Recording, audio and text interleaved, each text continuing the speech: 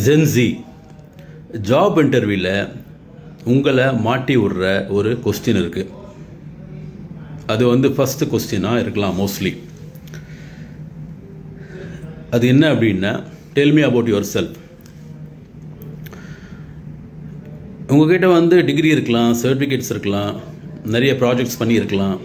ஆனால் இந்த கொஸ்டினுக்கு வந்து ஃபஸ்ட்டு கொஸ்டினுக்கு வந்து நீங்கள் வந்து ப்ராப்பராக ரிப்ளை பண்ணல அப்படின்னா உங்களோட ஹோல் இன்டர்வியூ வந்து ஸ்பாயில் ஆகிடும். அதாவது ஜஸ்ட் ஒரு 30 செகண்ட்ஸ் உங்களை பற்றி சொல்ல போகிறீங்க. ஓகே, எப்படி சொல்லணும் அப்படி சொல்லிட்டு உங்களுக்கு ஈஸியாக நான் சொல்கிறேன். 3 ஸ்டெப்ஸ் தான். நிறைய மெத்தட் இருக்குது, நீங்கள் ஃபாலோ பண்ணிக்கலாம், அது உங்களோட இஷ்டம். இந்த ஒரு சிம்பிள் மெத்தடும் நீங்கள் ஃபாலோ பண்ணலாம், அது உங்களோட இஷ்டம். இது ஒரு கம்பல்ஷன்லாம் ஒன்றும் இல்லை, உங்களுக்கு ஈஸியாக இருந்து இதை ஃபாலோ பண்ணுங்கள்.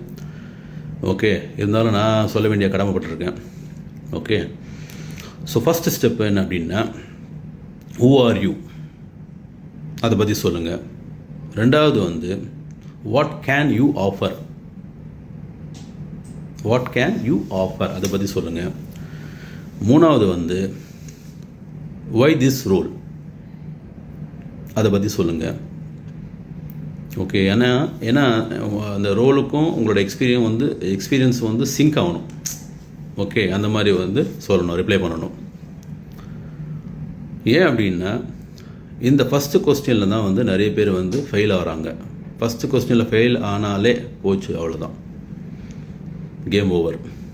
ஸோ அதனால் வந்து இது வந்து ஃபாலோ பண்ணி பாருங்கள். உங்களுக்கு ஈஸியாக இருந்தால், பிடிச்சிருந்தா ஃபாலோ பண்ணி பாருங்கள். இது எல்லாம் வந்து ஒரு சிம்பிள் மெத்தட், அவ்வளோதான். ஏன்னா உங்களுக்கு இது நீங்கள் வந்து கரெக்டாக சொல்லிட்டீங்க, கரெக்டாக ரெஸ்பான்ஸ் பண்ணிட்டீங்கன்னா நெக்ஸ்ட் கொஸ்டினுக்கு உங்களுக்கு ஒரு கான்ஃபிடென்ட் கிடைக்கும், ஈஸியாக நீங்கள் ஃபாலோ பண்ணுறதுக்கு ஈஸியாக இருக்கும். Okay, best of luck.